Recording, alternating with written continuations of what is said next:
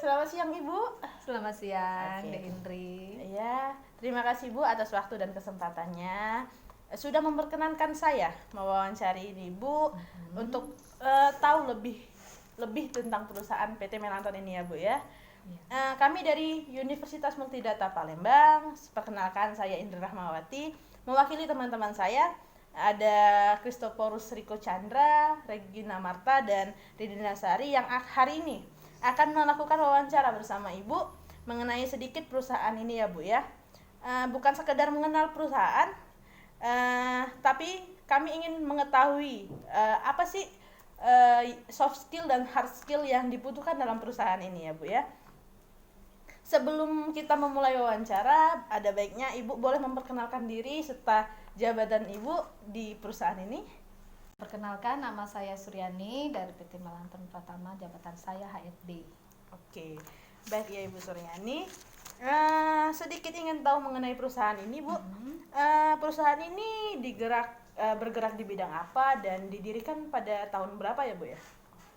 PT Melanton Pratama itu didirikan tahun 1991. Dia bergerak di bidang kontraktor dan supplier. Kontraktor itu meliputi mekanikal dan elektrikal ya. Oke. Sedikit ingin tahu mengenai hard skill dan soft skill di dalam perusahaan. Kita kan tahu nih Bu ya, zaman sekarang hard skill dan soft skill itu sangat penting. Nah, menurut Ibu seberapa penting sih hard skill dan soft skill bagi perusahaan ini Bu? Sangat penting kalau menurut saya, karena hard skill dan soft skill itu bila dimiliki oleh karyawan, dia baik itu karyawan tetap, karyawan lepas, itu kalau mereka mempunyai soft skill dan hard skill yang baik, bisa membuat perusahaan kita menjadi berkembang dengan baik juga, dan bisa membuat perusahaan menjadi besar di kemudian harinya. Oke, baik Bu. Menurut Ibu ini, apa saja soft skill yang harus dimiliki oleh karyawan? Soft skill yang harus dimiliki oleh karyawan yaitu salah satunya skill untuk bisa memecahkan masalah yang kompleks ya. Hal ini bertujuan agar masalah yang ada tidak berlangsung lama dan menjadi besar. Yang kedua yaitu skill berkomunikasi yang baik. Jadi di antara karyawan, atasan gitu loh. Jadi kita ada komunikasi. Dengan komunikasi tidak terjadi salah persepsi gitu. Yang ketiga, berpikir kritis. Kemampuan berpikir kritis yang dimaksud di sini dapat memahami gagasan yang logis, mengidentifikasi dan mengevaluasi sebuah konsep dan mendeteksi kebenaran dari konsep tersebut. 4. Berpikir kreatif. Berpikir kreatif di sini kita dapat memberikan ide atau solusi untuk memecahkan suatu masalah dan berani mengambil resiko di situ. Yang kelima, memiliki skill kepemimpinan yang baik. Nah, untuk kepemimpinan ini itu apabila kita tugaskan misalnya suatu proyek nih, dia sanggup untuk memimpin proyek itu sampai dengan selesai. Bertanggung jawab ya Bu? Bertanggung jawab. Nah, itu juga bisa kita, seandainya dia udah bertanggung jawab, bekerja suatu proyek itu dengan baik, kita bisa mengapresiasikan dia. Gitu. Untuk yang keenam, mempunyai maksudnya itu bisa atau mampu bekerja sama dengan tim yang lainnya juga. Nah, di sini kita PT Melanton mewajibkan juga untuk karyawannya tidak bekerja secara sendiri-sendiri atau mengambil keputusan sepihak ya. Bila mereka sama tim, harus bekerja dengan tim sebaik mungkin gitu. Yang ketujuh, memiliki public speaking. Mampu berbicara secara lancar ya gitu ya Bu ya? Iya. Selain ada soft skill nih Bu ya, yang kita tahu ada juga hard skill. Ya. Menurut Ibu hard skill itu sangat dibutuhkan di perusahaan ini tuh, hard skill yang seperti apa sih Bu? Hard skill itu Seperti menulis. Nah, menulis itu dia mampu untuk membuat satu notulen atau menulis laporan keuangan, atau juga di situ bisa membuat laporan bisnis atau surat-surat resmi, seperti SEO, dan masih banyak lagi ya. Ada lagi Bu hard skill yang ini? Oh, masih ada lagi. Yang kedua yaitu mengelola dan menganalisa data. Nah, keterampilan ini kita tuntut agar semua karyawan kita bisa mengambil suatu laporan untuk dikumpulkan atau dirangkum seminimal mungkin hingga akhirnya memperoleh hasil data yang baik ya untuk perusahaan kita. Kedepannya kita dengan data tersebut tidak perlu untuk menggali yang lainnya. Yang ketiga, mempunyai kemampuan menggunakan berbagai software. Sekarang kan tahu sendiri ya, zaman semakin canggih. Jadi kita harus mengikuti prosedur zaman yang canggih ini, harus menggunakan software komputer dari Excel, Word, Office, ada juga PowerPoint, schedule-nya memakai project, schedule, dan juga ada sistem untuk menggambar yaitu AutoCAD gitu. Iya. Oke, baik Bu ya. Iya. Tadi setelah mendengar beberapa soft skill yang Ibu sebutkan, saya menangkap satu poin, yaitu di mana kita harus memiliki komunikasi yang baik.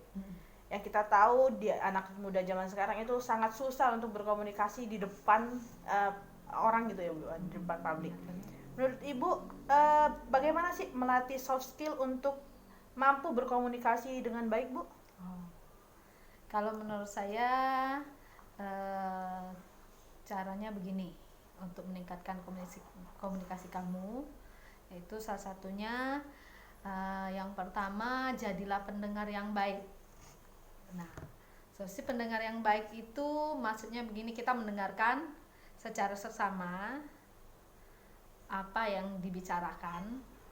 Nah, agar kita bisa memberikan tanggapan yang baik kepada lawan bicara kita. Itu salah satunya. Yang kedua, pahami dengan siapa kamu bicara. Nah, maksudnya menyesuaikan cara kamu berkomunikasi dengan latar belakang lawan bicara kita. Itu membantu membangun hubungan yang baik dengan mereka. Begitu. Yang ketiga yaitu berbicara langsung ke intinya. Maksud berbicara langsung dengan intinya itu, kita tidak bertele-tele berbicara.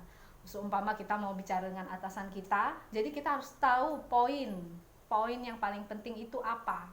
Jadi bos kita mendengarkan kita itu tidak bosen ya, gitu.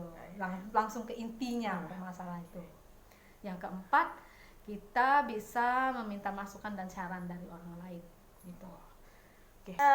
Kita juga tahu nih Bu ya, anak zaman sekarang itu juga enggak semuanya bisa mengerti tentang hard skill. Ya. Terkadang hard skill kita itu minim sekali. Banyak orang yang belum mengerti cara mengoperasikan Microsoft Word, Microsoft Excel ataupun lainnya gitu Bu. Menurut Ibu, bisakah kita bertahan dengan hard skill yang minim tapi memiliki soft skill yang kuat? Kalau menurut saya soft skill itu tentunya lebih diperlukan ya. Nah, soft skill sendiri mencakup hal-hal yang keseharian kita seperti ramah tamah, kemampuan kita bekerja sama dengan tim-tim yang lain, menghargai satu sama lain, yang menghargai pendapat mereka, pokoknya perbedaan dari mereka gitu, serta mengatur sebuah kegiatan.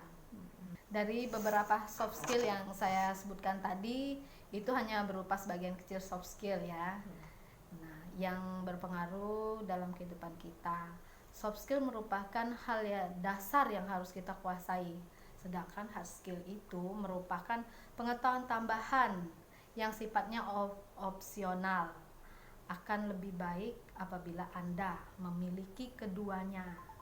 Harus balance gitu ya, Bu? Iya, hard skill itu kalau misalnya kita di perusahaan kan harus memiliki kemampuan software, itu kan harus lebih penting ya. Tapi kalau misalnya kita belum bisa, walaupun belum bisa, masih kita bisa belajar ke depannya itu ya. Ini agak sedikit keluar dari topik soft skill dan hard skill, Iya. tetapi menurut saya ini salah satu hal yang perlu ditanyakan.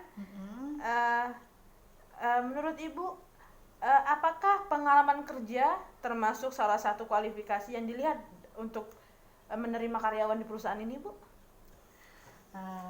Menurut saya, pengalaman kerja pun merupakan salah satu poin yang penting ya, yang harus diperhitungkan dari perusahaan saat menerima karyawan.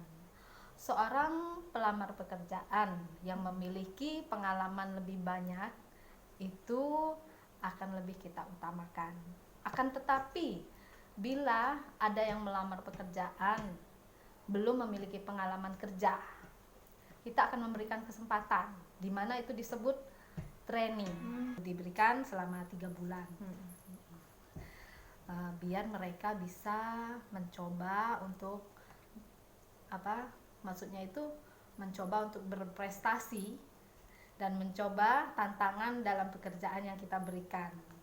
Apabila dalam tempo atau waktu yang 3 bulan itu mereka bekerja dengan baik atau memberikan dedikasi yang baik, kita akan memberikan Akan diterima lah ya, Bu ya? intinya memang akan diterima, tapi mereka akan diberikan jabatan belum sebagai karyawan tetap. Masih dalam kontrak gitu ya, Bu? Iya, dalam tahapan, jadi karyawan kontrak dulu. Nanti ke depannya apabila memang berpotensi dan memberikan perusahaan bisa berkembang ya dengan dia, kita memberikan ke depannya sebagai karyawan tetap, begitu. Baik, Bu, mungkin pertanyaan saya cuma sampai sini dan wawancara kita akan selesaikan. Terima kasih atas waktunya serta jawaban yang Ibu kasih kepada kami. Bye-bye. Terima kasih Ibu Suryani sudah sampai jumpa lagi. membantu kelompok kami untuk menjawab pertanyaan mengenai perusahaan PT Melanton ini ya, Bu. Iya, boleh. Selamat siang. Selamat siang. Dadah. Dadah.